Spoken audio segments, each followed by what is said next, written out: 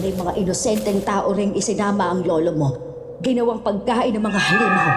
Survival daw ang tawag niya sa paligsahan na yan. Sinungaling kayo! Abutin niyo ako! Kaya paano niyo ako maamin na ipakain ako sa mga aswang? Binigyan kita ng barangyang buhay. Buhay mo lang ang hinihingi ko. Ayaw mo pang ibigay. Gusto kong mamatay ka ngayong gabi, Vina.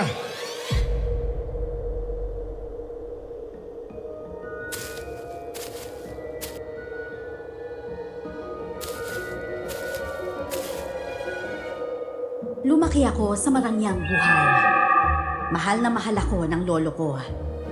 Pero hindi ko lubos makuha ang kanyang oras. Mula pa nang magkaroon ako ng malay, si Aling Fatima na ang nag-aalaga sa akin. Ang aming mayordoma sa mansyon. Siya ang palaging nagpapaalala sa akin na sobra akong mahalaga kay lolo. Kilala ang lolo kong si Don Ismael sa baryo bilang isang mabuting tao. Magandang araw po sa inyo, Miss Esperanza. Ako nga po pala si Vina. At ito ang aking kwento. Bago ko simulan ng storya, huwag kalimutang mag-subscribe bilang suporta sa ating channel. Vina, apo, sa ikalawang gabi, may kakaiba akong party. Matagal mo na yatang gustong makita kung anong nangyayari doon, hindi ba? Opo, Lo. Tsaka po, hindi po ako makapaniwala na ngayon ihahayaan niyo na po ako makapanood. Sa tagal ba naman po na hinihiling ko sa inyo na kung maaari lang, kahit kalahating oras, hayaan niyo po akong dumalo sa party na yun. Pero ayaw niyo po talagang pumayag. Ngayon po, Lo, sobrang masaya po ako. Excited na po ako, lalo na't marami pong bisita ang darating para makilahok. Taon-taon naman ako nagdiriwang ng ganong party. Kaya marami talagang gustong makakita. Pero alam mo, Iha, dalaga ka na. Panahon na para makita mo kung ano talaga ang ginagawa ng lolo mo. Masaya ako na ikaw ang apo ko, Vina. Ako din po, Lo. Swerte ko naman po sa inyo eh. Kayo na po ang tumayong ina at ama ko simula nang magkamali po ako. Hindi kita kayang pabayaan na po. Kung di lang sana na-aksidente ang mga magulang mo noon, nakilala mo sana sila at nalaman mong mabubuting tao sila. Alam ko po na mabuting tao po ang magulang ko. Kasi nakikita ko po kayong halimbawa. Lahat gagawin ko para sa iyo, apo. Pero ikaw, kaya mo rin bang gawin ang lahat para sa akin? Oo naman po. Dahil mahal po kita, Lo.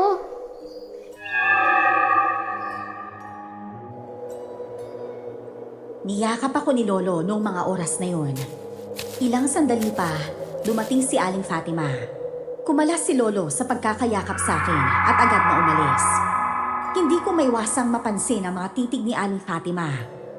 Hindi niya inaalis ang tingin sa akin. Bakit naman po parang galit kayo? Ano na naman bang napag-usapan ninyo ng lolo mo, ha? Sinabihan niyo po ako na pwede na po akong manood sa gaganaping party sa susunod na gabi. Ano? Sigurado ko bang yun talaga ang sinabi ni Don Ismael? Opo, siya po talaga ang nagsabi sa akin. Sa ilang taon na gusto kong manood ng party, ngayon lang po yun matutupad. Sa wakas, pinagbigyan na rin po ako ni Lolo. Vina, hindi mo dapat ginagawang pangarap ang mapanood ang party na yon. May mga bagay na mas mabuting wag mo nang makita.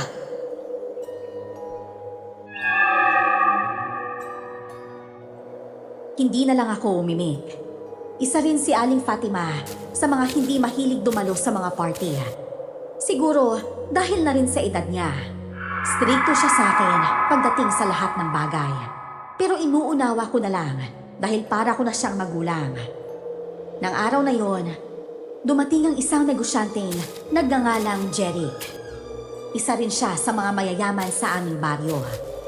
Madalas silang palihim na nag-uusap ni Lolo sa isang kubo sa may bandang bakuran ng mansyon. Dahil sa kuryosidad, naisip kong alamin kung ano ang pinag-uusapan nila.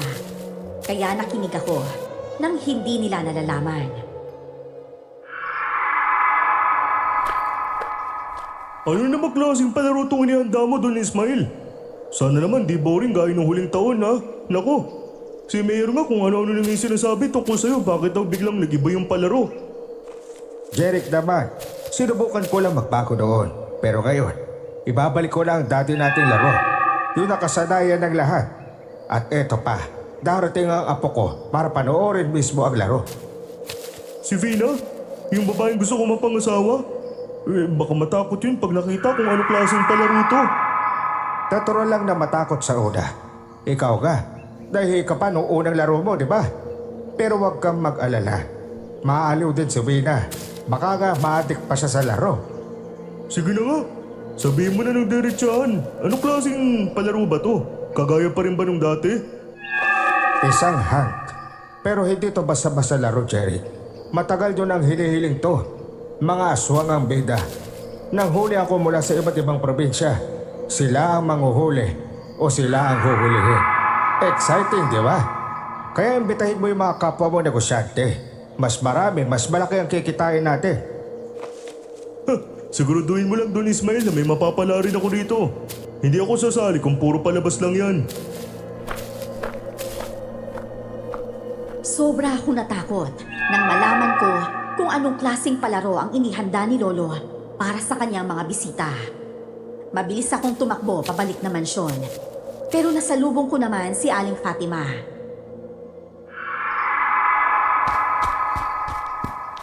Anong nangyari sa'yo, ha? Bakit ka tumatakbo ng ganyang kabilis? May humahabol ba sa'yo, Vina? Aling Fatima, sumama po kayo sa akin sa kwarto. May kailangan po kayong malaman. Malaman na ano?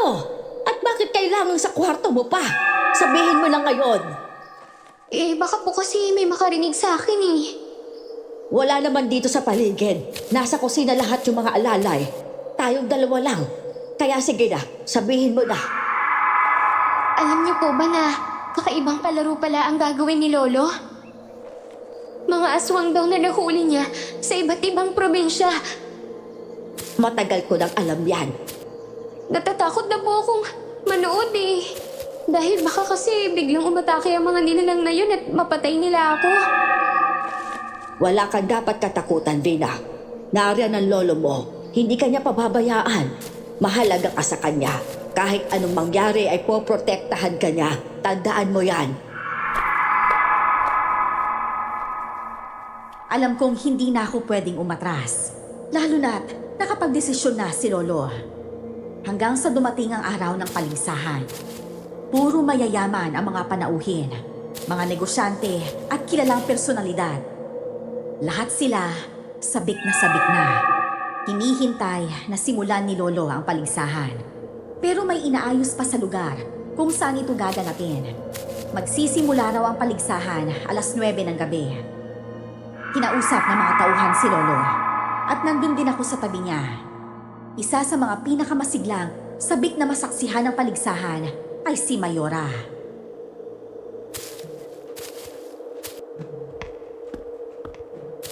Ay, ang tagal naman mag-alas 9 ng gabi. Alam mo ba doon, Ismael? Sabik na ako makita yung patayan ng mga halimaw na yan. Alas 7 pa lang, Mayora. May oras pa kayo makapagkwentuhan sa mga bisita. At isa pa, nandito ang apo ko. Huwag mo namang gamitin ang salitang patayan. Pakaisipin niyang napakasama ng lolo niya.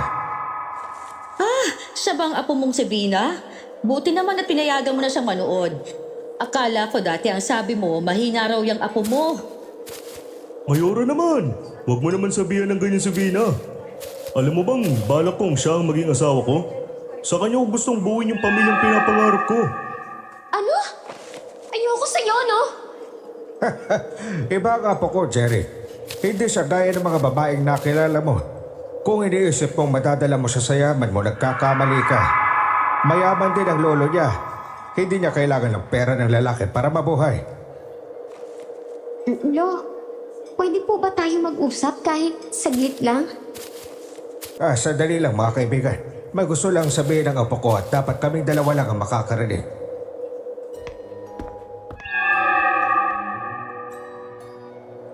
Hinila ako ni Lolo palayo sa mga tao nandun.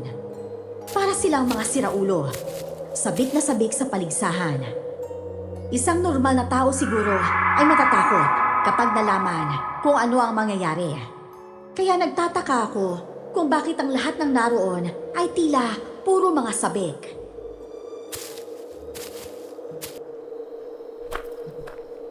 Lo, alam ba nila ang paligsahan na halimaw ang ipapanood mo sa kanila? Oo naman na po.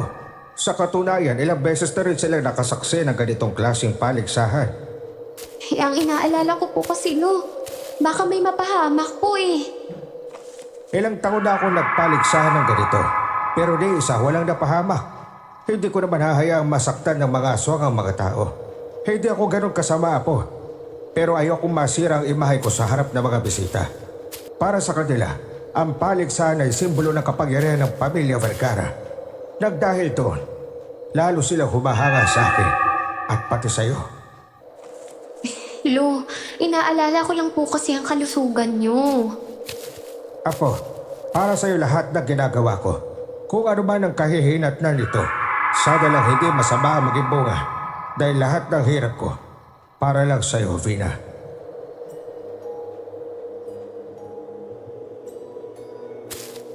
Habang nag-uusap kami ni Lolo, napansin ko ang isang lalaking pumasok sa entrance. Mukhang hindi siya pamilya sa hasyenda namin. Kaya itinuro ko siya kay Lolo. Mga kaibigan niya ni Jerry, halata naman sa kilos at pananamit. Negosyante ang dating. Sige na po, lapitan mo siya, kausapin. Hindi ko naman po kilala yan eh. Ayoko namang isipin ng mga bisita ng bastos o suplada ang apo ko. Baka sabihin pa nilang maldita ka. Sige na, Vina, kausapin mo na siya. Sige po, bumalik na po kayo sa mga kausap ninyo. Ako na pong bahala sa kanya. Magandang gabi. Maligayang pagdating sa asyenda ng mga Vergara. Ako nga pala ang apo ni Don Ismael. Ngayon ka lang ba nakatungtong dito? Magandang gabi rin sa'yo. Narito ako para masaksihan yung paligsahan ng lolo mo. Ito nga pala yung invitation letter ko. Tama ka. Ngayon lang ako nakapunta dito. Kasi ngayon lang din ako naimbitahan. Ah, ganun ba? Ako nga pala si Vina. Ikaw, anong pangalan mo? Norman, isa akong negosyante. Hindi ko naman tinatanong kung anong ginagawa mo sa buhay. Mukhang matagal pa bago magsimula ang paligsahan. Inaayos pa kasi yung ilaw dun banda sa kung saan uupo ang mga nanonood eh. Okay naman sana yun. Kaya lang, na-detect na merong sira. Hindi pwedeng simulan ng paligsahan hanggat hindi gumagana ng maayos yung ilaw. Ganun ba? Ayos lang. Maghihintay na lang ako dito. Ang mabuti pa, iikot na kita sa buong asyenda. O di kaya pumasok na muna tayo sa mansyon. Tutunog din naman ang bell ng malakas kung sakaling magsisimula na ang paligsahan eh.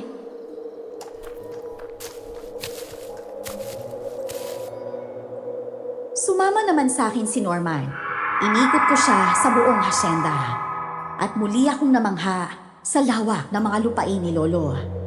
Pagkatapos, pumasok kaming dalawa sa mansyon dahil gusto ko siyang ipakilala kay Aling Fatima. Sa unang pagkakataon, ngayon lang ako kumausap ng isang lalaki at agad akong nakaramdam ng gaan ng loob sa kanya. Pagpasok namin sa kusina, nadatnan namin si Aling Fatima. Tahimik siyang naghuhugas ng plato. Tila may malalim na iniisip.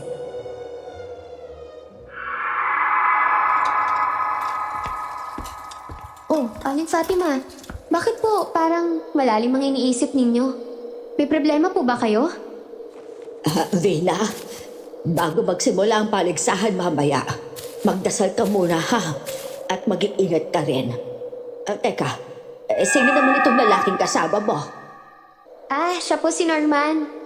Ngayon lang din po siya nakapunta dito dahil inimbitahan din siya ni Lolo na manood.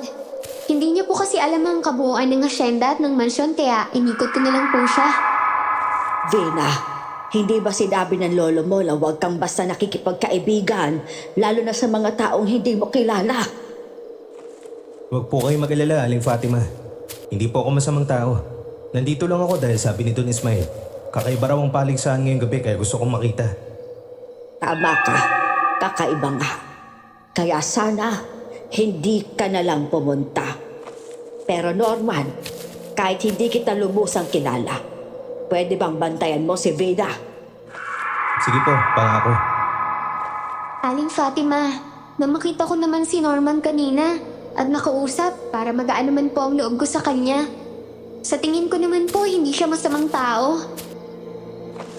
Kung saan ka man nagmula, Norman, ipinagkatiwala ko sa iyong alaga ko. Hindi sa lahat ng oras ay makokontrol ng mga tao rito ang mga halimaw. At pakiramdam ko ngayong gabi, doon na magtatapos ang lahat.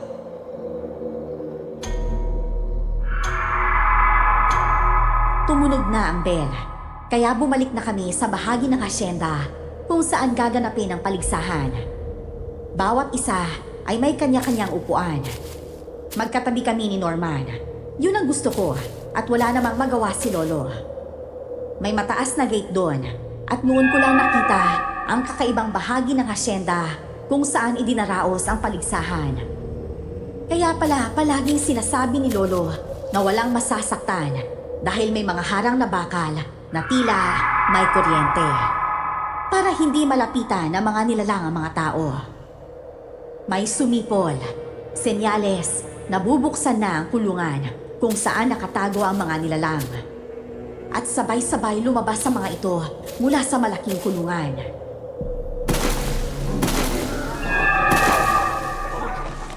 Ang mga aswang, hindi ko akalain na makakakita ko ngayon ng aswang. Kumalma ka lang, Vina.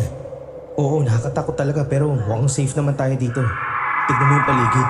Ang taas ang bakal at may kuryente pa. Hindi sila makakaakyat. Sa dinami-daming paligsahan na pwedeng gawin, bakit ito pa ang naisip ni Lolo eh? Siguro kasi ito yung hinahanap ng mga tao, yung kakaiba, yung nakakakilabot. Pero tignan mo, may kulungan na namang ibinababa. Bakit parang hindi sila katulad ng naunang lumabas sa kulungan? Para silang mga normal na tao. Oo nga, hindi ko rin alam kung ano ba klaseng paligsahan to. Tao ba laban sa mga aswang o may iba pa? Ewan ko kay Lolo. Wala talaga akong ideya kung anong paligsahan ang gagawin eh. Ang narinig ko, may manghuhuli at merong huhulihin.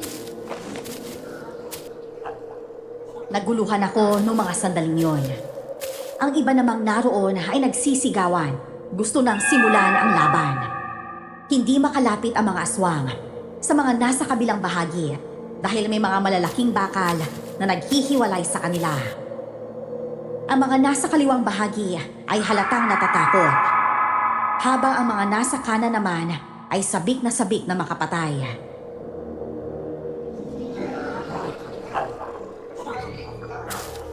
Vina, mukhang pagkain ng mga aswang yung mga taong huling pinalabas nila sa kulungan.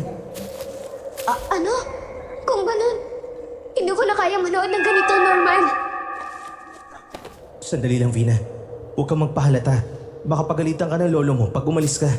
May mga kamera sa paligid. Bawat galaw natin, nakikita nila. Tsaka, di ba sabi ng lolo mo, bago magsimula, walang lalabas hanggat hindi natatapos ang laban? Bakit kasi hindi sinasabi sa akin ni Lolo? Kaagad ang bagay na to. Baka hindi niya sinabi kasi gusto niyang ikaw mismo ang makasaksi kung ano talaga yung mundo niya. Itaas na ang bakal at saksihan na natin ang simula ng isang napakagandang palabas. Umalingaw-ngaw ang malakas na sigawan ng mga tao sa buong hasyenda nang itaas na ang mga bakal. Doon na nagsimula umatake ang mga aswang sa mga taong nasa kabilang panig. Isang babaeng nilalang ang tumalon ng mataas mula sa kulungan. May mapulang mga mata, mahahabang kuko at naglalaway habang galit na galit ang mukha. Saan napunta ang halimaw na yun? Don Ismael! May nakawala sa kulungan ng mga aswang! Oo nga, kailangan na natin umalis dito bago pa tayo mapatay ng halimaw na yan. Huwag kayo matakot. Ako ang bahala sa aswang na yun. Hindi na kayo masasaktan. Hanggat nandito ako. Magtiwala lang kayo sa akin. Gaano naman kasiguradong lolo mo, Vina, na hindi mananakit ang aswang? Hindi ko rin alam eh. Pero may tiwala ako sa kanya. Habang nag-uusap kami ni Norman, nakikiramdam din ako sa paligid. Baka biglang umatake ang mga aswang sa amin. Muntik na akong mapasigaw nang may biglang humawak sa braso ko. Akala ko aswang, pero si Aling Fatima lang pala. Vida, sumama ka muna sa akin kahit sandali lang. May kailangan kang malaman. Opo. Teka Norman Sandali lang, babalik ako kaagad. Sige, hihintayin kita rito. Oh, bakit po ba, Aling Fatima? Gusto ko lang sabihin sa'yo, hindi lahat ng nasa kulungan ay aswang, Vina. May mga inosenteng tao ring isinama ang lolo mo at ginawang katatawanan, ginawang pagkain ng mga halimaw. Survival daw ang tawag niya sa paligsahan na yan. Ano po? Pero bakit naman po gagawin ni Lolo ang bagay na yun? Tama nga ang hinala namin ni Norman na mga normal na tao, yung iba. Kaya't mag-iingat ka, Vina. Kahit ang sarili mong lolo, huwag mong pagkatiwalaan ng buo. Sa totoo lang, mas may tiwala pa ako sa Norman na yon kaysa sa kanya. Aling Fatima, meron pong isang aswang na nakawala. Ang sabi po ni Lolo sa amin, hindi naman daw po yan mananakit ng mga tao. Hindi siya nakasisiguro, Vina. Sige na, bumalik ka na dun kay Norman bago mapansin ng lolo mong wala ka sa pwesto. Kapag naghalit yun, mas mapanganib pa yon kaysa sa mga halimaw na nakatakas. Dali-dali akong bumalik sa kinaroroonan ni Norman. Sabi ko sa kanya, tama ang hinala namin. May mga taong ginagawang pain ni Lolo para sa mga aswang. Sa totoo lang, Vina, hindi na bago sa akin yung mga naririnig ko tungkol sa paligsahan ng lolo mo. Matagal nang may mga kwento na hindi lang mga aswang ang kasali, kundi pati mga tao sa buong baryo. Kaya ako nandito para malaman kung totoo nga. At ngayon, mukhang tama nga sila. Kung ganun, may ideya ka na pala sa paligsahan na to? Oo. Pero ikaw, wala ka bang alam kahit konti? Wala. Ito ang unang pagkakataon na nakapanood ako ng paligsahan. Vina, sa totoo lang, kriminal ang lolo mo. Pero dahil sa yaman at koneksyon niya, walang makapagpakulong sa kanya. Ginagawa niya ang lahat para manatili sa kapangyarihan. Hindi ito tungkol sa saya o tradisyon, kundi sa takot at kontrol. Ano? Pero hindi ko alam ba't ganun ang ginagawa ng lolo ko. Mabuti siya sa mga tao, Norman. Alam ko yun. Baka yun lang ang gusto niya ipakita sa'yo, Vina. Baka yun lang din ang alam mo, kasi yun lang ang pinapapaniwala niya. Halika, manood na lang muna tayo, baka mas maintindihan mo pa pag nakita mo ang lahat. Hindi ko matanggap ang ginawang to ni Lolo.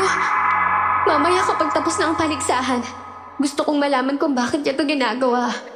Hindi na baling mawala ang lahat sa amin. Basta hindi niya na to uulitin. Biglang naghiyawan ang mga tao habang nanonood. May mga aswang at taong namamatay. Tuwang-tuwa talaga silang lahat. Napatingin ako kay Lolo at kahit siya, napapalakpak pa sa sobrang saya.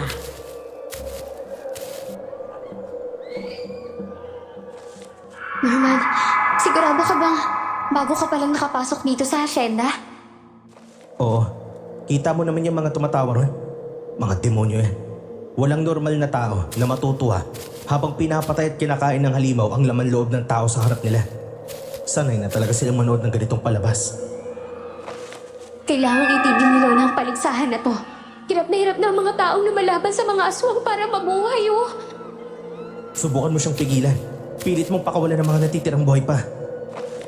Sige, lalapitan ko siya.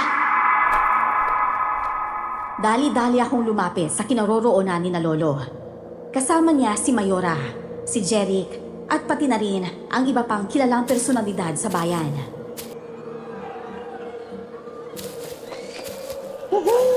Sino ba sa inyo makakaligtas ng buhay dyan? May 500,000 piso mula sa akin! Ako rin! Magbibigay ako ng malaking halaga kung may makakasurvive sa laban na yan! Lo, itigil niyo na po to. Hindi po nakakatawang pagmasdan na may pinapatay ang mga aswang. Maawa naman po kayo sa natitirang tao na buhay. Apo, natutuwa ang mga bisita ko. Pwede bang umupo ka na lang at manood kasama yung lalaking kasama mo? Hindi po. Maawa po kayo sa kanila. Ginagawa nila lahat upang makatakbo palayo sa mga aswang. Ano naman po ang laban nila sa mga halimaw? O Vina, hindi ka ba naaaliw? Tingnan mo, may isang lalaki ron, umaakyat sa bakal. Ayun na kuryente!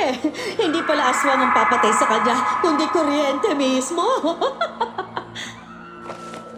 Don Ismail, mas exciting siguro kung patayin mo na lang yung kuryente sa mga bakal. Isipin mo, susubok umakyat yung mga tao tapos hahabulin sila ng mga aswang at hihilahin pababa. Yun ang palabas. Kung yun ang gusto mo, walang problema. Tatanggalin natin ang kuryente. Doon ka muna iha sa kasama mo. Babalik ako agad at sana matutunan mong ma-enjoy ang palabas. Wala na akong nagawa nang talikuran ako ni Lolo. Durog na durog ako sa natuklasan kong pinagagagawa niya. Gusto kong magalit. Gusto kong mag-eskandalo. Pero alam kong ako rin lang ang mapapahiya sa huli. Anong sabi niya sa'yo? Ayaw niya. Gusto niyang ipagpatuloy ang paligsahan hanggang sa maubos ata ang mga tao eh. Sabi ko na nga sa'yo. Halata na sanay na siya sa ganitong gawain. Parang wala nang pakialam kapag may namamatay. Ano bang papasok sa isip ni Lolo at ganitong uri ng paligsahan ang gusto niya? Nasasaktan ako. Dahil sa ginawa niya, kung ano man ang sabihin ng mga kakilala niyang negosyante, hindi naman ang sinusunod niya. Para pang wala siyang utak. Tinanggalan nila ng kuryente yung bakal. Sigurado ako, hahanap ng pagkakataon ng mga aswang para makatakas. Habang nakikipaglaban ng lahat sa mga halimaw, napansin ko ang isang lalaki na ang galing lumaban. Bawat aswang na makaharap niya, napapatay niya gamit lang ang kamao at purong lakas. Teka, nandiyan na ba talaga ang lalaking yan kanina pa? Bago magsimula ang paligsahan? Hindi ko rin siya napansin nung una.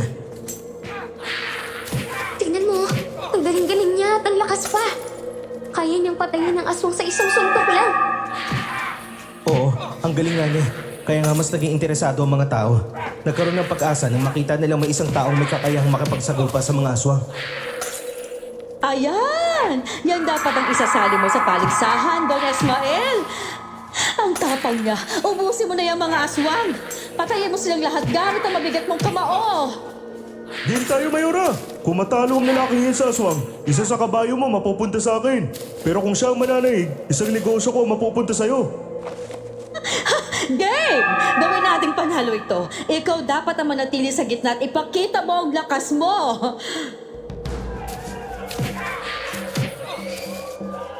Tawang-tawa naman si Lolo sa mga taong naghihiyawan. Nakita ko yung lalaking hingal na sa pakikipaglaban. Napapalibutan na siya ng mga aswang, habang yung ibang tao ay nagsusubok ng tumakas. May isa pa akong nakita. Isang lalaki na nakaakyat na sa bakal at halos makawala na sana. Pero biglang binaril ni Lolo. Bumagsak siya. Patay. Doon pa rin sa loob ng kulungan. Hindi! Bakit siya binaril ni Lolo? Kasi ayaw niyang may makaligtas sa paligsahan, Vina. Gusto niya na ang aswang ang mananaig, hindi ang tao. Ganyan na talaga ang lolo mo. Ibang tao siya sa pagkakakilala mo. Ang sama naman ni Lolo! Yan ang libangan ng mayayaman. Tignan mo, nasa gitna siya ng kulungan. Napapalibutan ng aswang. Kayang-kaya naman niyang tumakas dahil mabilis at malakas siya. Pero hindi niya ginawa. Alam mo kung bakit? Kasi babarilin siya ng lolo mo. Ang gusto ni Don Ismail, siguraduhin na wala ng pag-asa. Hanggang kamatayan na lang ang ruta nila. Kamatayan! Yun pa rin ang hahantungan nila! Don Ismail, bakit mo binalangkas na barilin pa ang taong yun? Sayang naman! Hindi siya pwedeng palayain. Baka maunahan siya at makatakas ang aswang. Kung makalabas siya, may chance silang makawala lahat. Tama ang ginawa mo, Don Ismael. Ang galing mo pumili ng mga kalahok, parang napapanood sa mga pelikula. May ilang mahina, may ilang malakas. Ang saya! Sinadya ko talagang piliin ang mga ipapasok sa paligsahan para kayo mas gumili. Alam ko kung ano ang nagpapakilig sa inyo. Vina po, ayos ka lang ba? Opo, ayos lang po ako. Nasisiyahan ka ba talaga? Opo. Wala akong nagawa, kundi sumagot pa rin ng may respeto kay Lolo. kasi ang daming tao sa paligid na nakatingin. Biglang nagsipagputukan ang mga bakal nang sabay-sabay itong hinila ng mga aswang. May ilan pang aswang ang nakalipad at yung taong kumokontrol sa mga bakal ay nahuli at napatay nila. Nagkagulo ang lahat sa harapan nang tuluyang makatakas sa mga aswang sa kulungan at malayang nakalabas.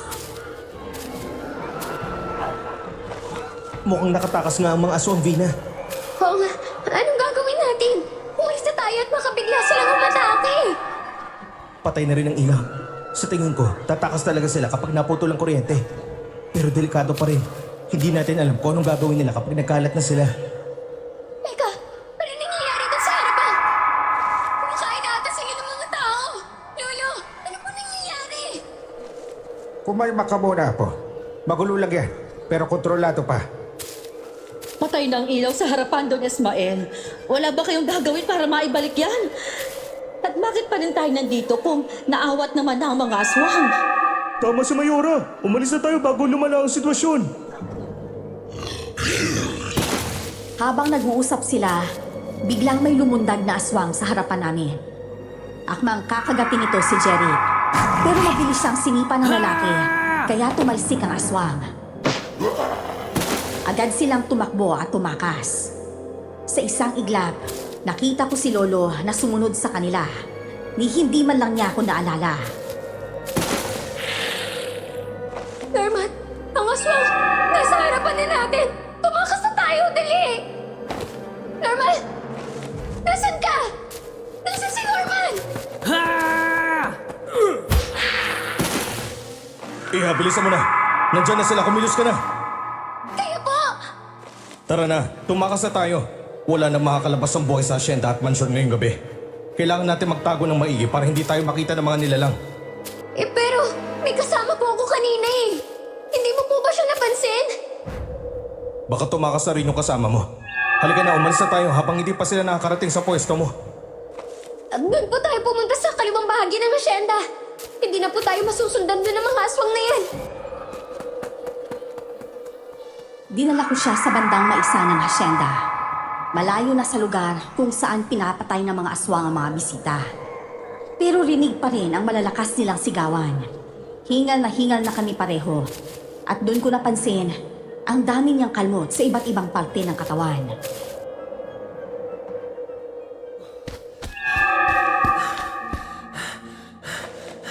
Ayos lang po ba kayo?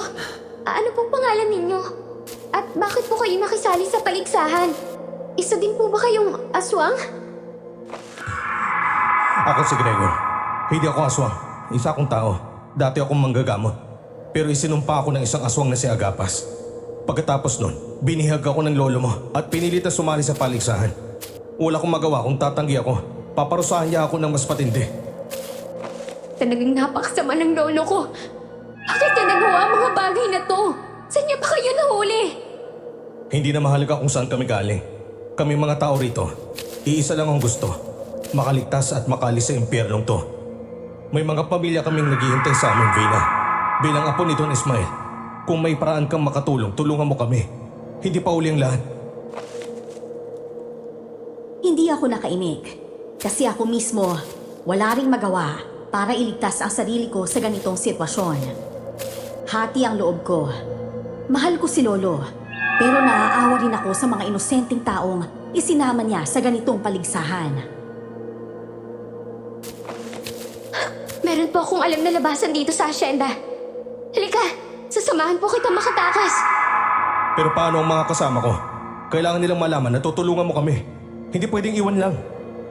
Hindi na po tayo pwedeng bumalik doon. Delikado na po lalo na nakakagala na ang mga aswang sa buong asyenda. Poprotektahan kita laban sa aswang. Pero kailangan muna natin tawagin yung iba kong kasama na nakaligtas. Iisa lang ang probinsya namin. Dapat sabay kaming makauwi. Marami na po ang namatay sa mga kasama ninyo. Isipin mo po marami ng aswang ang nakawala sa kulungan. Sa tingin mo, kaya mo silang labanan kahit may angking kang lakas at bilis? Kaya ko. Kayang-kaya ko. Makinig ka po sa akin. Hindi na magiging ligtas kung sakaling babalik pa po tayo doon. Maaari tayong mamatay. Tingnan mo po, Nakikita ko naman po dito sa lugar kung saan sumasalakay at taka-taka sa mga aswang eh. Wala ni isang tawang natira dyan. Dahil lahat sila tumakas na at nagsusuot kung saan upang makaligtas at makatago. Kailangan natin silang hanapin. May batang inosente rin kasama sa paligsahan. Pamangking ko siya. Siya ang dahilan kung bakit babalik pa ako. Bata? Oo, 10 taong gulang lang. Balikan natin siya, hanapin muna. Tapos, aalis na tayo ng sabay-sabay. Wala akong nagawa, kundi samahan siyang bumalik sa hasyenda para hanapin ang batang sinasabi niya. Habang maingat kaming naglalakad, bigla naming nakasalubong si Lolo.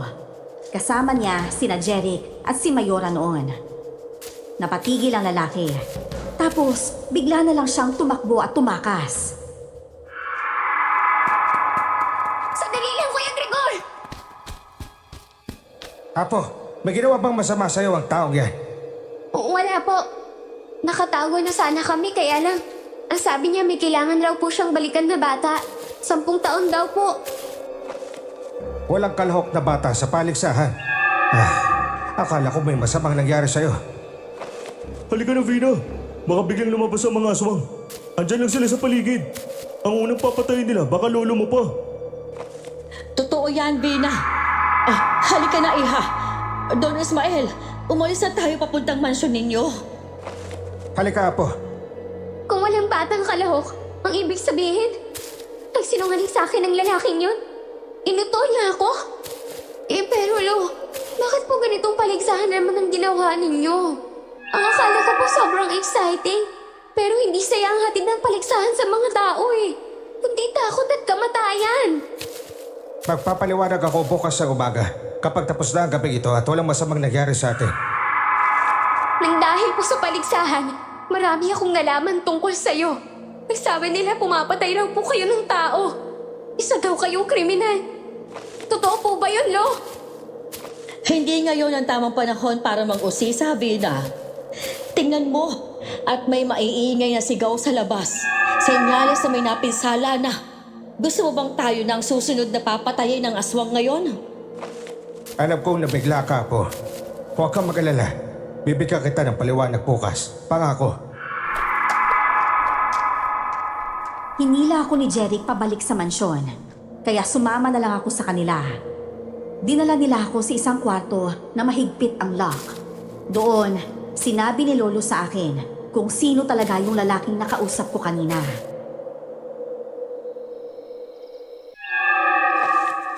Ang lalaking kausap mo kanina, siya ang pasimuno ng paligsahan. Nagpanggap lang siyang isa sa mga kalahok. Mawawala lang ang lahat ng aswang kapag napatay siya. Pero ang sabi niya po sa akin, hindi raw po siya aswang. Aswang siya, Vina. Maniwala ka sa akin. Lolo mo ko, hindi mawawala ang mga aswang ngayong gabi hanggat buhay siyang naglalakad sa asyenda. Siya mismo ang nag-imbento ng paligsahan ito at may kasunduan kami. Ikaw lang ang pwedeng pumatay sa kanya. Ako? Ano naman po ang kakayahan ko para patayin po siya? May kakayahan ka, Apo. Kung hindi mo siya mapapatay ngayong gabi, baka mauubos tayong lahat. Mabuti na lang at hindi kanya sinaktan nung magkasama kayo. Kaya hindi niya sinaktan ang apo ko. Alam niyang si Vida ang magwawakas sa kanya. May kasunduan din kami, kaya hindi niya pwedeng galawin o saktan si Vida. Vina, tulungan mo kami. Pakiusap mo kami, hayaan mamatay ngayong gabi. Gulong-gulo ako sa mga sinasabi nila sa akin. Hindi ko alam kung sino ang dapat paniwalaan. Sinasabi nilang kailangan kong patayin si Kuya Gregor. Pero wala akong lakas para gawin yon. Lalo na't mabilis at malakas siyang makipaglaban.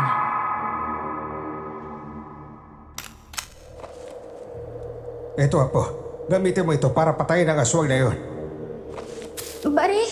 Lo, hindi po ako marunong gumamit ng baril. Hindi mahirap, anak. Hawakan mo lang ng maigi. At kapag magkaharap na kayo, pindutin mo kapag sigurado ka na. Kailangan talagang tumama. Lo, hindi ko po talaga kaya eh. Maawa naman po kayo sa akin. Hindi ko po kayang pumatay ng tao. Kung hindi mo gagawin to, mamamatay tayong lahat dito, Vina. Isipin mo, maraming buhay ang nakaasa sa'yo ngayon. Seryoso kami, Vina. Pinagkakatiwalaan ka namin. Kung hindi mo kami tutulungan, wala na kaming pag-asa. Apo, alam kong mali ang ginawa ko. Alam kong kasalanan ko to. Ako ang nagpasimuno.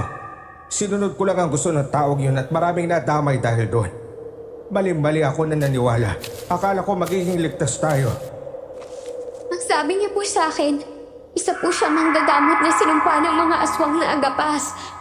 Hinuli niya raw po siya sa kanilang probinsya tapos dinala po dito. Hindi yan totoo, Vina. Niloloko ka lang niya. Ginagambala ka niya para paglaruan ang isip mo. Para masira ang tingin mo sa akin at para siya na mismo ang magwakas sa akin. Nakita mo kanina, tumakas siya nang magkaharap kami. Traitor siya. Napilitan na lang akong kunin ang baril kay Lolo at agad umalis ng kwarto.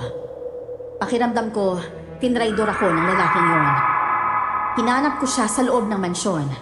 Nawala ang takot ko dahil sa sama ng loob. Ayoko sa mga sinungaling gaya ni Kuya Gregor. Hindi ko inaasahan na makakasalubong ko si Norman. Agad kong tinago ang baril sa likod ko. Vina, buti nakita na kita. Pasensya na at bigla akong nawala kanina. May hinahanap kasi ako kaya umalis ako nang hindi nagpapaalam. Ano naman ang hinahanap mo, ha? Nagsasalita pa ako tapos bigla kang umalis? May hinahanap akong isang tao na sobrang mahalaga sa akin. Ako rin eh. May hinahanap din akong tao. Sino naman ang hinahanap mo? At anong tinatago mo sa likod mo? Ano ba? Huwag mo nang tignan. Baril? Bakit may baril ka? Parang lolo mo na papatayin kami. Akala ko ba iba ka sa kanya? Pero minana mo pala ang ugali niya. Hindi. Hindi ako mamamaril ng tao. May kailangan lang akong patayin para mawala ang mga aswang. Ano? Sino naman yung taong yan? Ang taong isa sa mga kasali sa paligsahan. Isa siyang aswang at ako lang daw ang makakapatay sa kanya, sabi ni Lolo. Ang pangalan niya ay Gregor. Ano? Hindi mo pwedeng patayin si Gregor. Malaki ang may tutulong niya para matapos ang kasamaan ni Lolo. Ano? Pero ang sabi ni Lolo, isa daw siya sa namumuno sa paligsahan eh. Nagpanggap lang daw siyang kasali. Paniwalaan mo ako, Vina. Alam kong hindi tayo matagal na nagkakilala. Pero totoo to. Hindi siya ang kalaban. Si Gregor ang nagbabantay para hindi kumalat ang mga aswang. Nagpakasakali lang siya para kontrolin ang sitwasyon. Pero kanina naputol ang lahat. Ano? Oo. Sabi niya nga na manggagamot siya. Sinumpa raw ng aswang na si Agapas. Nawalan man siya ng kakayahan bilang manggagamot. Hindi naman nawala yung kakayahan niyang lumaban at protektahan ng iba. Ang sabi mo sa akin kanina, hindi mo siya kilala. Pero bakit kung makapagsalita ka? Bakit parang alam mo ang kanyang pinagmulan?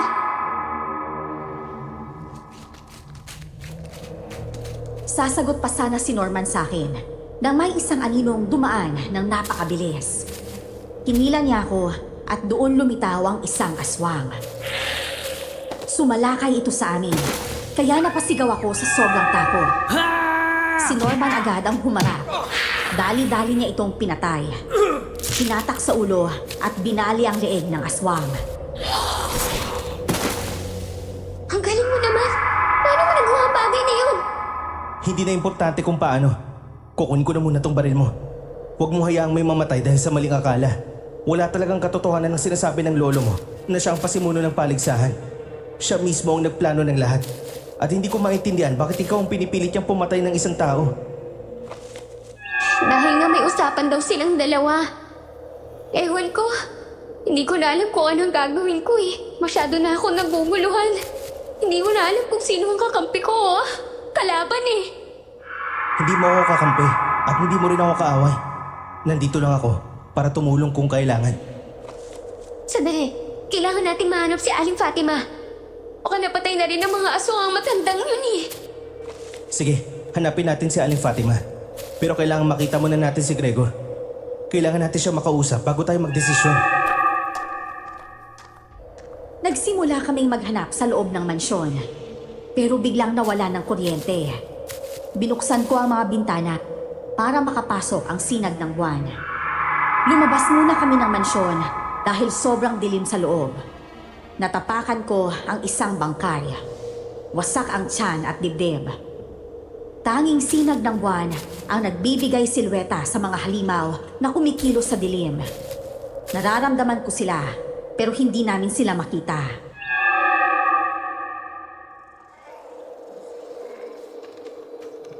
Ayos ka lang ba, Vina? Hindi. Hindi ko akalain na ganito ang mangyayari sa akin. Sana pala hindi na lang ako nagka-interes na manood na ganitong paligsahan eh. Dahil wala palang kaligtasan. Kaya pala simula noon pa, paulit-ulit na sinasabi sa akin ni Aling Fatima na mas ligtas ako kapag hindi ako makapanood. Ibig sabihin, alam na pala ni Aling Fatima ang nangyayari. Bakit hindi niya sinabi agad sa'yo para hindi ka na nagulat? Wala siyang balak sabihin sa akin. Siguro, dahil na rin sa takot niya kay lolo ko. Ang ayaw kasi ni lolo sa lahat ang pinangungunahan siya eh. Bago pa man gaganapin ang paligsahan. Doon ko lang nalaman na may involved pa ng mga aswang. Narinig ko kasi si Lolo at Jeric na nag-uusap eh. Kailangan natin iligtas yung mga kailangan ng tulong. Tatawag muna tayo ng atensyon na tayo silang exit plan. Ikaw, lagi kang nasa likuran ko. Huwag kang lalayo. Hahanapin natin si Aling Fatima pag sigurado ng hindi delikado. Kailangan din natin hanapin si Gregor. Kung may pag-asa pa, doon yan magsisimula. Huwag kang mawawala sa tabi ko. Ang mga bisita ay nagmistulang mga hayop na pinagpapatay ng mga nilalang na minsan nilang tinawanan. Naniniwala talaga ako sa karma. Nakakalungkot isipin na napakaraming nagbuwis ng buhay dahil lang sa paligsahang ipinagdiriwang ni Lolo.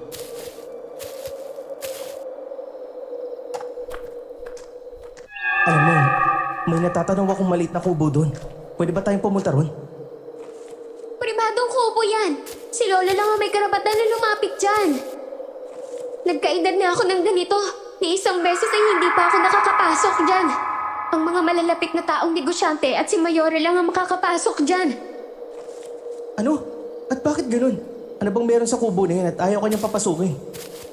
Masunurin kasi ako, Norman eh. Kapag sinabi ni Lolo sa akin na bawal, sumusunod na lang ako. Halika, lapit tayo ron. Pakiramdam ko may tao sa loob. Hindi ako mapalagay. Nandun si Lolo sa loob ng mansyon.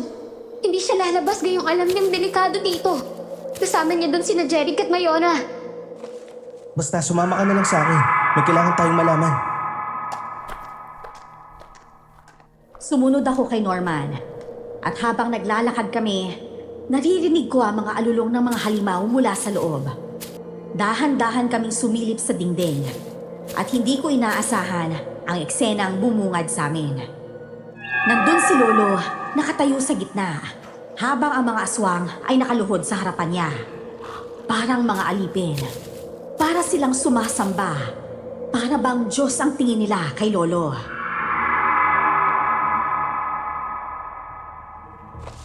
Klaro na, Vina. Maaaring kontrolado ng mga aswang ang lolo mo. O baka siya mismo ang kumukontrol sa kanila. Hindi natin alam kung kakampi ba siya o kalaban. Hindi maaaring maging kalaban si Lolo dahil hindi niya ako hahayaan na mapahamak eh. Talaga ba? Sigurado ka bang iniisip mo yan ng malinaw? Kung mahal ka niya, bakit kanya pinapunta sa labas para hanapin si Gregor? Alam naman niyang delikado. Kung talagang gusto kanyang protektahan, dapat nasa ligtas ka. Hindi sa gitna ng gulo. Pwera na lang kung may ibang dahilan siya. At ano naman ang maaaring ibang dahilan na? Ang lolo mo lang ang makakasagot niyan, Vina. Pero kung ako sa'yo, maganda ka sa kung anong totoo ang lalabas. Biglang nakita namin si Mayora na papasok sa may kubo. Nagulat pa siya nang makita ang mga aswang. Maingat kaming nagtago ni Norman. Gusto naming malaman ang totoo. Kung ano ba talaga ang dahilan ni Lolo at bakit siya nagdiriwang ng ganitong paligsahan taon-taon. Hindi kita pinatawag dito, Mayora. Wala kang karapatang pumasok sa kubo ko. Ang mga aswang ba na yan? Sila ba yung nanguhuli ng mga tao kanina? Bakit nandito sila, Don Ismael? Paano mo nagagawang pakalmahin ang mga halimaw na yan? Wala ka talagang tiwala sa akin, ano, Mayora. Sa tingin mo ba, kung mahina ako, madadala ko rito ang mga aswang na to. Matalino akong tao kaya simula pa noon, di minsan hindi niyo ako natalo. Kapag nalaman to ng apo mo, sigurado magagalit siya sa'yo. Sinadya mo mangyari ang lahat ng ito, hindi ba? Ginawa mong pagkain ng mga aswang ang mga tao. At ano ngayon kung ganon? Ang mga tao pinakain ko ay mga traitor, adik at baliw. Walang silbi sa lipunan. Ang mga aswang na yan sa harapan mo ang mga alipin ko. Hindi ka nila sasaktan. Basta mapatunayan kong kakampi kita. Hindi mo kailangan pagdudahan ng katapatan ko, Don Ismael. Simula pa nooy nasa panig mo na ako at mananatili ako roon.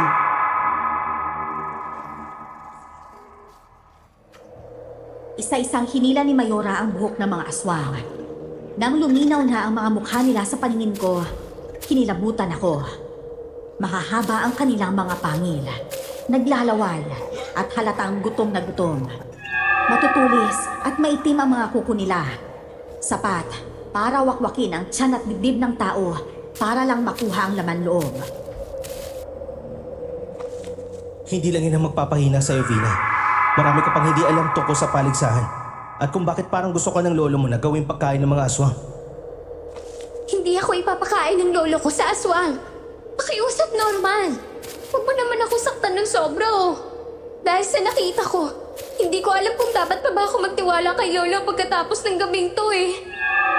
Huwag mo munang piliting isipin yan. Tapusin muna natin ang gabi. At saka mo malalaman ang buong kwento.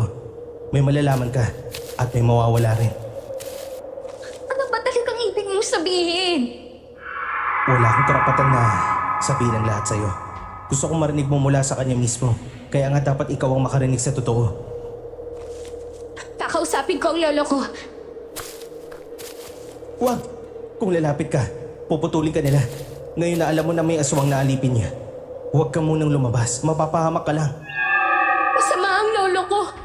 Pero hindi niya ako kayang patayin. Yun ang akala mo. Sandali na lang, Vina. Malalaman mo rin ang totoo. Yung pagtatanggol mo sa kanya ngayon, pwede maging galit bukas. Akmang aalis na sana kami para hanapin si Gregor. Pero biglang narinig kong binanggit ni Jeric ang pangalan ko. Dahil doon, lalo akong nagtaka at kinabahan. Mas pinili kong manatili at makinig. Gusto kong malaman kung ano pa ang dapat kong malaman. Alam naman namin Don Ismael. Hindi biro yung paligsahan ginawa mo. Siyempre, may kinikita ka rito, di ba? Lahat ng nangyayari sa asyenda mo, may benepisyo sa'yo. Hindi ito tungkol kay Vina.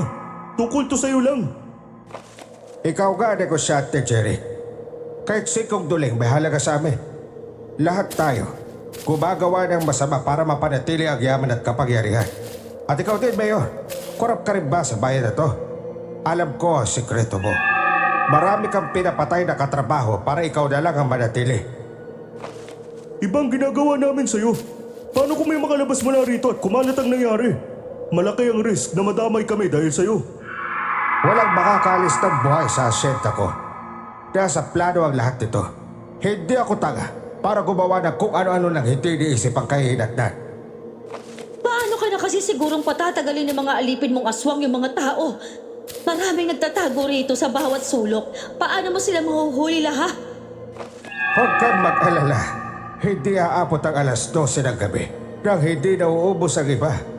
Alas 11 pa lang. Marami pang mangyayari bago magsikat ang umaga. At ang apo mo, hindi kaya't baka siyang magligtas o magpalala bukas? Halipin, umalis kayo at hanapin niyo ang apo ko.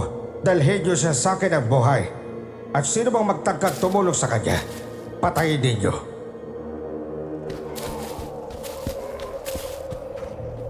Matapos utusan ni Lolo ang mga aswang, mabilis naman silang lumabas ng kubo. Buti na lang at maayos ang pwesto namin ni Norman sa likod dahil natatakpan kami ng matataas na damuron.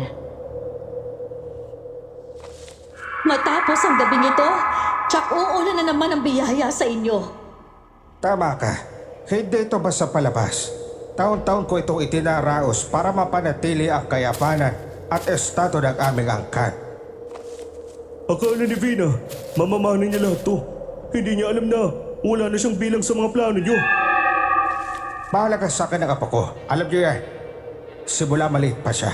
Binigay ko na sa kanya ang gusto niya. Kahit hindi niya hinihingi, tinutustusan ko. Hindi ba't literal na may pakinabang ka sa pag-aalaga sa kanya? Ilang taon mo nang inaalagaan niyang bata para siyang donya ng mansyon mo. Hindi ka ba napapagod na? Hindi. Lalo kung nakikita ang bunga ng ginagawa ko sa kanya. Pero ngayong gabi, kailangan nang tapusin ang buhay niya.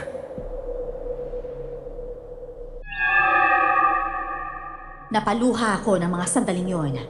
Ang sarili kong lolo, pinaplano palang patayin ako ngayong gabi. Gusto ko siyang sumbatan. Gusto kong tanungin kung bakit. Pero alam kong kamatayan lang ang aabutin ko kapag lumabas ako at nagpakita. Hinawakan ako ni Norman sa braso at pinisilyo ng mahigpit para pakalmahin ako. Vina, huwag ka magpadala sa emosyon mo. Kailangan tahimik lang tayo. Huwag tayong gagawa ng kahit anong ingay. Baka mahuli nila tayo. Isang demonyo, lolo ko. Paano niya magagawang ipapatay ako ngayong gabi? Sa anong dahilan? Malalaman din natin yung mamaya. O baka mas mabuting, huwag na lang. Ang importante ngayon, makaalis tayo. Hanapin natin si Gregor. Siya lang ang makakatulong sa atin. Hindi ako aalis hanggat hindi ko nalalaman kung ano ang dahilan ni Lolo. Ang tigas talaga ng ulo mo. Alam mo masasaktan ka pero gusto mo pa rin harapin lahat. Sana lang handa ka sa katotohanan kapag narinig mo na. Lumabas sila ng kubo. Kaya napasiksik ako lalo kay Norman. Doon ko tuluyang naintindihan ang lahat. Pare-pareho silang masasama. Sina Mayora, Jeric, at si Lolo. Bakit kailangan patayin si Vida? Sa'yo naman siya mabait, maganda. At hindi karapat-dapat sa ganito. Kailangan niyang mamatay para lalo pang sumagana ang yaman ko. Para mapanatili ang kayamanan. Isa sa vida sa kailangang ihandog sa mga aswang. Ano? Ilang taon mo siyang inalagaan, tapos ipakakain mo lang sa aswang? Paano mo nagawa yun doon, Ismael? Yan ang huling utos sa akin ng mga aswang. Sila ang nagdadala ng biyaya sa asyenda ko. Hindi ko pwedeng suwayin ang kanilang hiling. Kung kailangan gawin para maprotektahan ang daloy na kayamanan, gagawin ko. Kaya gusto kong mapatay ang lalaki yun dahil siya lang ang nakakaalam ng buong plano. Kung pumalyaman, may paraan ako. At kung pumalpak? Bibigyan ko siya ng gantimpala at ako mismo ang magtatapos sa apo ko kung kinakailangan.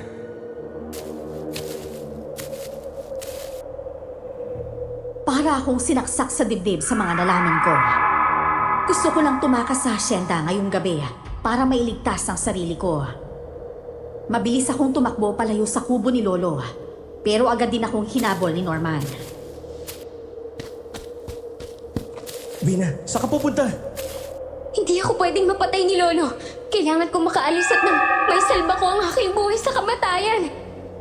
Bago tayo umalis, hanapin muna natin si Gregor. Hindi tayo pwede umalis nang wala siya. Ikaw na lang ang maghanap sa kanya. Walang patutunguhan kung sasama ako sa iyo eh. Hindi ka naman magaling makipaglaban para maprotektahan mo ako laban sa aswang at sa lolo ko eh. Kaya kitang protektahan, Vina. Isa akong manggagamot. Nandito ako hindi lang para tumulong sa mga tao, kundi para iligtas din si Tito Gregor. Tiyuhin mo ang taong yun? Oo, siya ang tiyuhin ko. Isa rin siyang manggagamot noon bago siya sumpain ng aswang na si Agapas. Pinaglalaroan lang siya ng lolo mo, kaya kailangan kong iligtas siya. Nasabi ko na sa'yo noon pero hindi ka naniniwala. Saan naman natin nahanapin yung taong yun, Norman? Baka nakatakas na siya eh. Hindi siya aalis hanggat hindi kami nagkikita. May tagpuan kami. Doon kami magkikita kapag nagsimula ang kaguluhan. Tagpuan? Oo, doon sa tagpuan namin. Doon ako nagpunta kanina. Kinausap ko siya habang nagsisimula ang kaguluhan. Halika na, Vina. Sa pagkakataong ito, sumama ka na sa akin kung gusto mong mabuhay. Hinila niya ako papunta sa likuran ng hasyenda. Alam kong bihirang pumunta si Lolo Ron kasi hindi niya pinapalinis at sobrang taas ng mga damo. Biglang may tumawag, si Aling Fatima, kaya pareho kaming napatigil. Si Aling Fatima. Kailangan na nating bumalik. Halika na! Dadalhin natin siya sa ating pag-alis. Sigurado ka bang mapagkakatiwalaan natin siya? Oo, mabait din si Aling Fatima. Kung ganun, balikan natin siya. Vina, nakatakas lang ako sa kulungan nila. Ha, mag-ingat ka, iho. Sumama ka kay Norman. Siya lang ang makapagliligtas sa'yo. Paano naman po kayo? Matanda na ako, Vina. Ayos lang kahit mamatay ako. Ikaw ang mahalaga dito. Norman, mangako ka sa aking ilalayo mo si Vina sa hasyenda. Kahit anong mangyari. Huwag mo siyang ibabalik sa lolo niya. Oo nga po. Kailangan na nating umalis bago pa tayo maabutan. Tara na. Vina, masaya ako na sa wakas, alam mo na ang totoo. Huwag kang magpapagamit sa kanila o kahit kanino. Tandaan mo, mas malakas ka kaysa sa inaakala mo. At sa gabing ito, ikaw lamang ang makapagliligtas sa sarili mo. Wala kaming nagawa dahil ayaw sumama ni Aling Fatima. Kaya nagmadali kaming umalis sa hasyenda ng gabing yon. Pagdating namin sa tagpuang sinabi ni Norman, nandun na si Kuya Gregor, naghihintay sa amin. Norman, mabuti at nakarating ka na. Bakit mo sinama ang apo ng matandang yon? Nakakasigurado ba tayo na hindi nila tayo matutuntun dito? Walang halaga ang babaeng to para sa lolo niya, kaya ko siya iniligtas. May problema ba, Tito Gregor? Wala naman. Ayos lang ako. Alam niyo po ba, gusto kang ipapatay sa akin ng lolo ko. Buti na nga lang po at nagkita kami ni Norman eh. Gusto niya akong ipapatay dahil natatakot siyang mabunyag ang katotohanan. Nawalan ako ng lakas nang isumpa niya ako, kaya hindi ko kayang makipaglaban. At kinailangan kong tumakas. Sabi niya pa po, ikaw daw ang pasimuno ng lahat. Nakikisali ka lang daw sa paligsahan. Pero ikaw daw talaga ang nagplano ng lahat eh. Hindi yan totoo. Hinuli niya ako kasi napahina ako dahil sa sumpa ni Agapas. Isang aswang na may kapangyarihang manumpa at magpaalipin ng iba pang mabababang uri ng aswang. Kinamit nila ang paligsahan bilang palabas para mas maraming dugo ang maiaalay. Sinadya to ng mayon, ng ilang negosyante at ng lolo mo para kumita. Imbitado ang iba para mas dumami ang magdadahak-duhak. At sa bawat pagdalo ng dugo, tumadaloy din ang kayamanan ng asyenda nila. Kaya pala, pati ako gusto nilang ipapatay sa mga aswang. Kung ganon, plano pala talaga tong lahat. Hindi lang ni Lolo, kundi lahat ng mga taong malapit kay Lolo. Habang nag-uusap kami sa gitna ng gubat, bigla naming narinig ang malakas na pagaspas ng malalaking pakpak. Napatingin kami sa isa't isa. Halatang kabado at handa sa kung anuman ang paparating. Bilisan na natin. Paparating na ang mga aswang. Hindi nila tayo naaamoy. Hindi nila malalaman kung saan tayo pupunta. Baka may nakakita sa'yo na pumunta rito. Si Aling Fatima lang ang nakausap namin eh. Hindi ako sigurado kung mapagkakatiwalaan ng matanda. Siguro hindi na tayo dapat bumalik para makausap siya. Hindi magagawa ni Aling Fatima. Ang traitor rin ako. At paano ka nakakasiguro dyan, ha? Kung itinuro niya tayo, saka lang natin malalaman. Hindi nila tayo matutuntun kung hindi siya nagsabi. Tigilan yun na yung pagtatalo. Kailangan lang natin makaalis agad. Lumayo at tumakas. Tumakbo kami sa gitna ng kagubatan para lang makalayo sa kanila. Pero biglang may nilalang na bumagsak mula sa ere at hinarangan kami. Isang aswang. Sa isang iglap, nagbago ito ng anyo. Tao na. Walang iba kundi si Jeric. Saan ka pupunta, Vina? Hindi mo pa nga nagagawang inutos ng lolo mo, tatakas ka na? Walang makaalis ang buhay dito. Kung gusto niyong tumakas, sige tumakas kayo. Pero iwan niyo si Vina. Bakit namin siya iiwan? Kaya kong labanan kayo kahit mag-isa lang. Mahalaga sila sa akin. Ilang oras na lang sisikat ng umaga. Hindi na kayo makakatakas. Hala, hindi kayo makakaalis ng buhay dito, Vina. Sabihan mo na lang yung tagapagligtas mong yan na umatras. Hindi ako sasama sa'yo, hayop ka! Alam ko na ang lahat! Oo naman. Alam mo na ang lahat dahil sa mga kasama mong to. Ilang taong ka rin inalagaan ni Don Ismail, kaya dapat lang singiling ka niya. Sana nga, hindi niya na lang ako inalagaan eh. Kung ito lang din pala ang mangyayari. Anong klaseng tao siya? Ba't gusto niya akong ipapatay?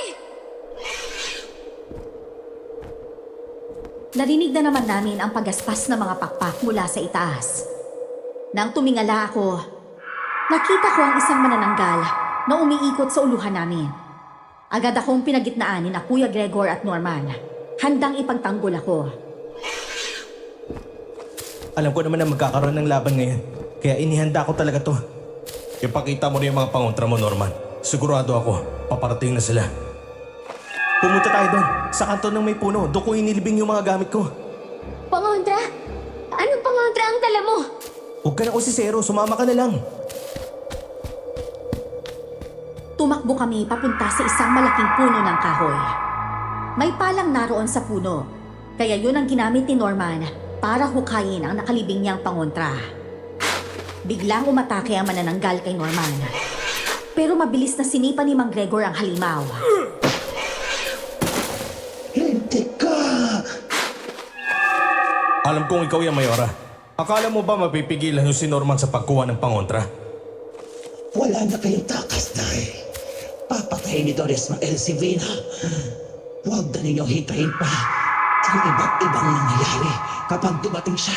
Kung ako sa inyo, isuko na lang ninyo si Vina sa akin at tumakas na kayo. Ito na ang pangontra, Tito Gregor. Sige, protekta mo si Vina. Ako na kukuha niyan. Diyos ko, natatakot na talaga ako. Mapapatay niyo ba sila, Norman? Baka oo, baka hindi. Huwag ka muna magsalita. Lalo lang akong kinakabahan kapag kinakabahan ka rin eh. May kinuha si Kuya Gregor na itak mula sa bag na nilibing ni Norman. Binigyan din niya ako ng isang mahabang kawayan. Manipis, pero sobrang talas. Si Norman naman, kinuha ang kakaiba niyang espada na sabi niya ay minana pa raw niya sa kanyang lolo. Vina, ito asin at bawang. Isaboy mo yan sa mga aswang mamaya. Sige po. Mapapatay po ba nito ang mga aswang? Grabe, tanong ka ng tanong, Vina. Kunin mo na lang at isaboy mo sa kanila para huwag ka nilang malapitan. Oh, sige. Sandali lang po ah. Ramdam ko na yung malakas na presensya ng aswang na si Agapas. Papalapit na ang lolo mo. Malalaman mo na rin kung ano talaga ang pagkatao niya. Vina, ito ang tatanda mo. Huwag kang magpapaniwala sa kung ano man ang sasabihin niya sa'yo. Susubukan kanyang utuin para makuha ang loob mo. Hindi na ako magpapauto sa kanya. Nalaman ko na ang totoo kay Kuya Gregor. Tapos na ako sa mga panahong naniniwala ako sa mabuting pinapakita niya. Narito na ang lolo mo, Vina. Sumama ka sa amin. Si Don Ismael, ang tunay mong kamag-anak. Wala ka mapapala sa kanila. Gagamitin ka lang nila. Alam ko na ang lahat. Kayo ang gagamit sa akin. Kaya kahit ano pang sabihin mo, hindi na ako maniniwala. At kanino ka naman maniniwala? Sa mga taong yan ng mga traidor. Maayos kayo ng lolo mo. Kaya't siguraduhin mo lang na hindi ka malalagot sa kanya. Bigo kang patayin ang lalaking yan, gaya ng inutos ng lolo mo sa'yo. Huwag mo lang dagdagan ang kasalanan mo sa kanya, Vina. Nang mga sandaling yon, dumating si Lolo. Nakasunod sa likuran niya ang mga aswang na parang mga alipin. Tumingin siya sa akin at sumenyas na lumapit ako. Napailing ako habang nakatitig sa kanya. Ang lolo ko. Akala ko noon, siya na ang pinakamabuti sa lahat. Lumapit ka sa akin, Vina. Huwag kang matakot. Papatawarin kita sa pagkabigo mo sa akin. Hindi po! Sinungaling kayo! Papunin niyo ako! Kaya paano niyo ako maatim na ipakain ako sa mga aswang? Simula nung bata pa lang ako, madalas niyo lang sinasabi na mahal niyo ako. Na hindi niyo kayang mabuhay kung wala ako. Dahil ako lang ang natitirang alaala mo sa mga magulang ko.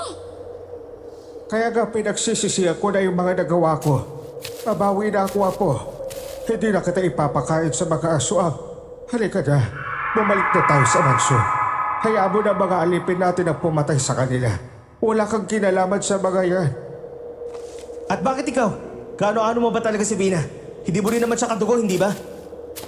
Pwede bang manahimik ka? Hindi ikaw kausap ko, ang apo ko.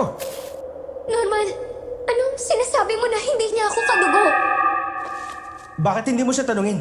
Oh, Don Ismail, hindi ka pa rin ba aamin? Sabihin mo na kung bakit mo talaga inaalagaan si Vina. Bago ako pumasok sa asyenda mo, pinag-aralan ko ng pinagmula mo. Alam kong hindi mo tunay na apo si Vina. Ano? Oo, tanungin mo siya. Harapin mo siya, Vina. Lo, anong sinasabi niya? Aminin niya naman po sa akin ang totoo. Ano po ba talagang ibig niya sabihin? Oo na, hindi kita tunay na apo. Pero minahal kita, Vina. Higit pa sa dugo.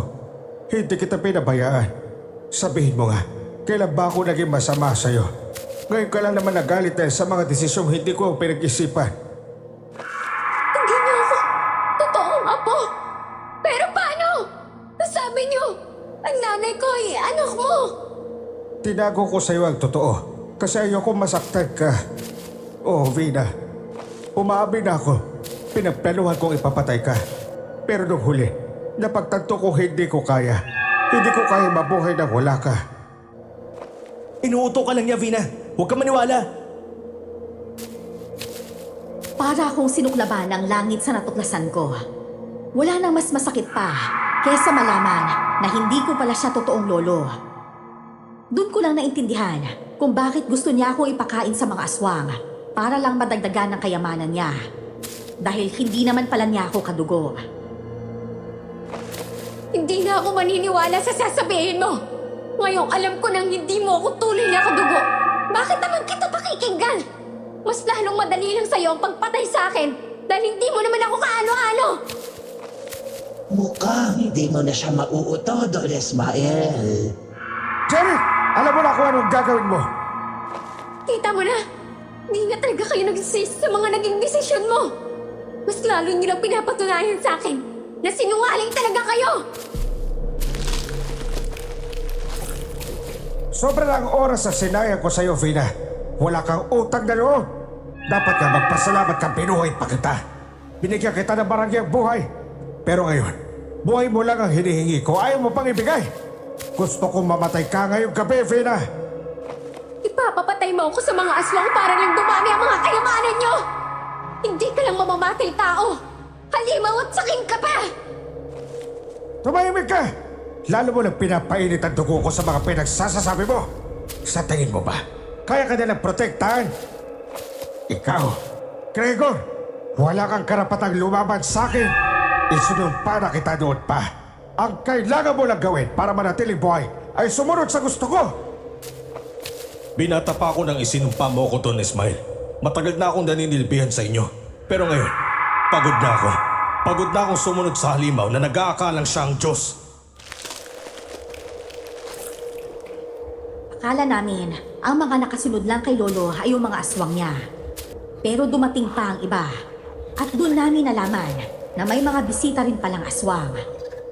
Ang mga akala naming nakaligtas, mga halimaw din pala, kagaya ni Lolo. Ito ang usapan natin, Don Ismail. Kapag ako ang nakapatay kay Vina, mapapasakin ang dugo niya. Ipapakain mo pa ang bangkay sa ibang aswang? Handa ako magukay ng ginto para sa'yo. Basta maiinom ko ang dugo niya. Sige, usapan ay usapan. Vina, alam mo ba na kapag ako ang pumatay sa'yo, magkakaroon akong walang hanggang buhay? Sandali, bago niyo pa siya patayin, gusto kong malaman mo, Vina, ang totoong lola mo ay si Fatima. Nasa paganib siya ngayon. Ano? Hindi nila papatay ng lola mo hanggat hindi ka sumasama sa kanila. Huwag kang maniniwala sa kung ano man ang sasabihin nila. Mapapasakin ang dugo mo, Vina. Naging malaking aso si Jerry at mabilis na umatake sa kinaroroonan namin. Dinukot ko agad ang asin at bawang na binigay sa akin ni Kuya Gregor kanina. Kasabay niya umatake ang iba pang mga aswang. Inasinta ko sila ng asin. Ang mga tinamaan, umatras kaagad. Pero yung asong aswang, tuloy pa rin sa paglapit. Hinarang siya ni Norman at malakas na sinuntok sa panga. Kaya napaatras din ang halimaw. Ano na, Jerry? Kung tutuusin, kahit wala tong espada ko, kaya kitang patayin. Vina, maganda ka. Pinapalibutan na tayo ng mga alagad ng lolo mo na mga aswang rin. Tago lang ng asin at bawang sa bulsa mo. Tapos, pabigla mong isaboy sa lahat. Sabunin mo sila. Itapon mo sa mukha nila. Huwag ka magpanik. Konting tiyaga lang. Sige po. Ako na ulit ang haharapin ninyo. Si Vina lang ang gusto ko. Isuko nyo na siya. Sige na, manananggal! Lumapit ka pa. Kita mo tong laman lobo na lumalabas? Puputulin ko yan gamit tong espada ko. Lumapit ka!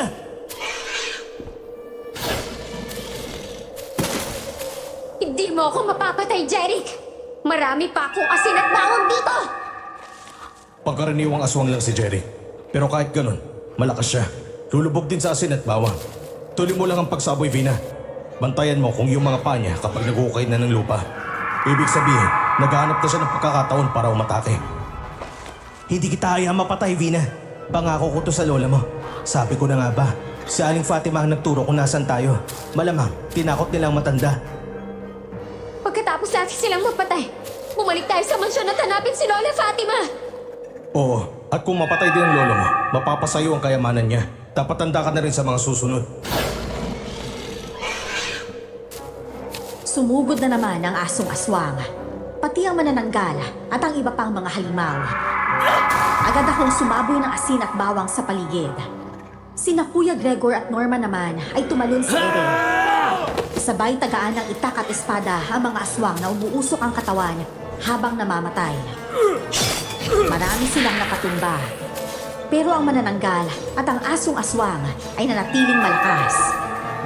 Biglang nagpalit anyo si Jerry. Mukha na ulit siyang tao, pero nanatiling mahahaba ang kanyang mga kuko at pangil. Hindi nyo talaga isusuko si Vina? Sige, papatayin ko kayo! Aba, kanina ka pa umaatake pero hindi ka naman tumatama. Tanggapin mo na lang na alipin ka ni Don Ismail. Ano? Hindi ako alipin! Alipin! Alipin na negosyante. Inuuto kayo ni Don Ismail kasi alam niya mapapakinabangan niya kayo. Mga mangmang pala kayo. Akala ko ba namimilit ka magnegosyo dahil mayaman ka? Tapos, uutusan ka lang pala. Huwag kayong maniwala sa kanya. Dapat kayong maniwala sa amin. Jerry, nag-iisip ka ba talaga? Kung totoo nga nagbibigay ng walang hanggang buhay ang dugo ni Vina, bakit hahayaan ka pa ni Don Ismail na inumin mo yun?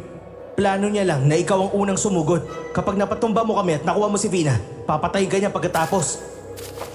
Oo nga no, bakit di ko naisip yun? Huwag ka magpautos sa kanila, Jerry. Inuuto ka lang niya, maniwala ka sa amin. Bumaling ang tingin ni Jerry kay Lolo Ismael at bigla niya itong inatake. Sa sobrang galit, nagbagong anyo si Lolo. Naging aswang siya. Mabilis niyang sinunggaban si Jeric sa leeg. Binali yon at sabay tinuto ng ulo niya. Nakakatakot siyang tingnan. Mahaba ang dalawang sungay. Mabangis ang mukha. Mahahaba ang pangil at naglalagablab sa pula ang mga mata. Nakakasindak talaga ang itsura niya. Ano, Mayora? Gusto mo bang maging katulad ni Jerry? Huliin mo si Vina at saka ko iinumin ang dugo niya. Hindi ako susunod sa'yo kahit patayin mo ba ako. Ah, ganun ba? Susunod kita kay Jerry kung yun talaga ang gusto mo. Hindi! Lasan niya mula sa kuko mo. Mabilis kumalat sa katawan ko.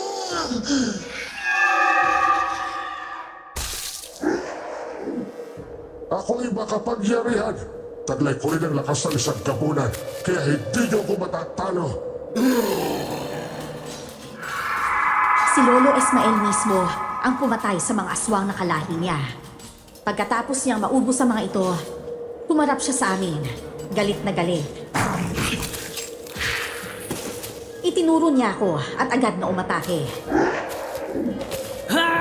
Sinalag ni Norman gamit ang espada ang mga matutulis na kuko ni Lolo. Pero sa lakas at bilis ng galaw nito, napapaatras si Norman sa bawat hampas. Norman, may laso na mga kuko niyo. Kaya mag-ingat ka. Huwag mo hayaang makalimot ka. Kuya Gregor, ano pong gagawin natin? Sabuyin mo siya ng asin, Vina. Pagkatapos, ako nang sasalakay. Sige po! Tatapusin na kitang agapas ka! Ito pa! Para sa'yo!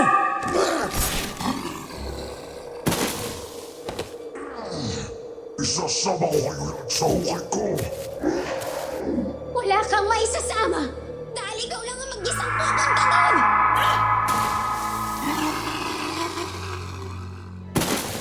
Dito matatapos ang kasamaan mo. Pero bago yan, tumingin ka muna sa langit. Malapit na magbuok ang liwayway. Hindi na natin kailangang hintayin pang sumikat pa ang araw para tapusin to.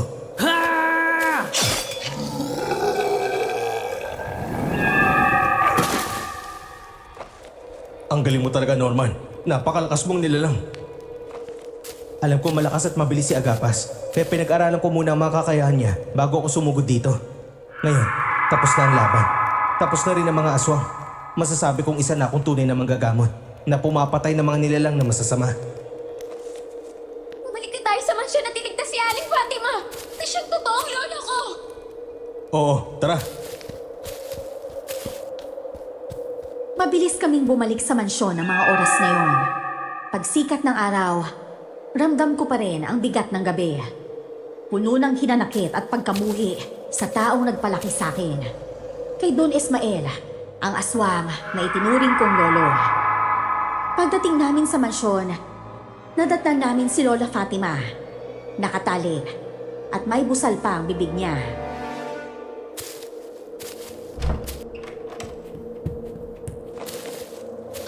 Nandito na po kami! Naligtas ka na po! Norman, ikaw na magtanggal ng tali niya, oh! Oo, sige. Puputulin ko lang yung tali niya. Vina, mapapasayo ng lahat ng ito. Naway hindi ka katulad ng taong nagpalaki sa'yo. Vida! Apo! Salamat sa Diyos at ligtas ka na! Hindi po ba isa din kayong babaylan dati? Oo, anak. Dati akong babaylan. At isa rin ako sa isinumpa ni Agapas. Plano nilang gamitin ka. Kaya inampon si Bina at ginawa ko siyang tagapag-alaga niya. Pasensya na talaga, Apo, kung hindi ko sinabi kanina. Alam ko naman na kaya mong lumaban kahit mag-isa ka. Aling Fatima, Lola, kalimutan na po natin ang mga nangyari, ah. Nandito na po tayo at tapos na po ang lahat. Wala na po ang aswang na Agapas. Talaga ba? Natalo ninyo siya? Opo, natalo namin siya.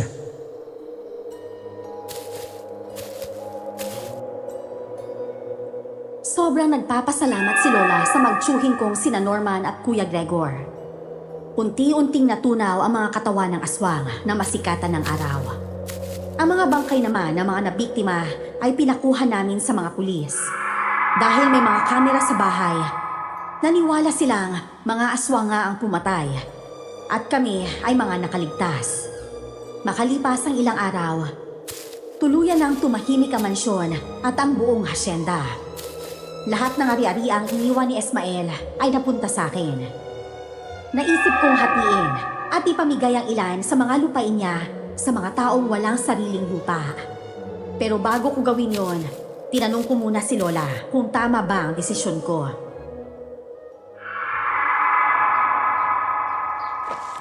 Anak, matanda ka na rin.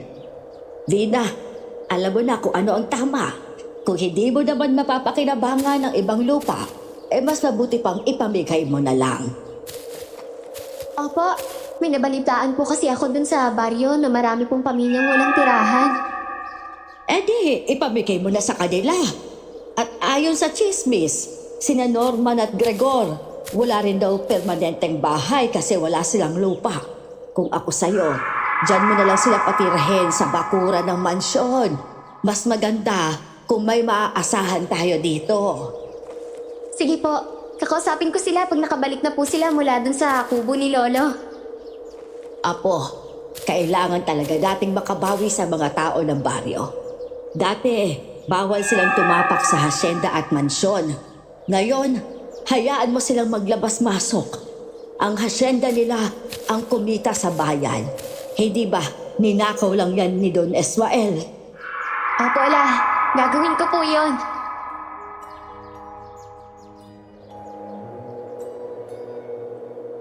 Pagbalik ni Norman at Kuya Gregor sa mansyon, sinabihan ko silang gumawa ng sarili nilang kubo sa bakuran. napag-usapan namin na sunugin ang kubo ni Lolo para tuluyan nang mawala ang kanyang mga kasangkapan sa pagiging aswang.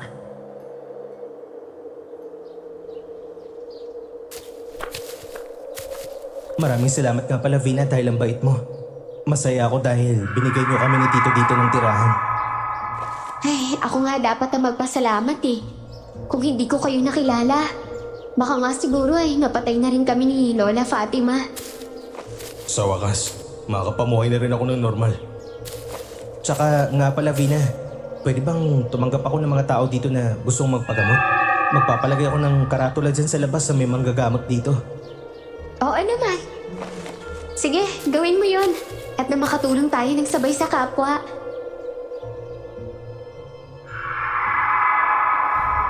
Naroon pa rin ang lungkot sa nangyari kay Lolo Ismael. Pero masaya ako dahil hindi siya nagtagumpay. Tinupad ko ang pangako kong tulungan ang mga tao gamit ang mga lupain na iniwan niya. Abot langit ang pasasalamat nila sa akin dahil sa ginawa ko. Sa kasalukuyan, kilalang manggagamot na si Norman sa aming baryo.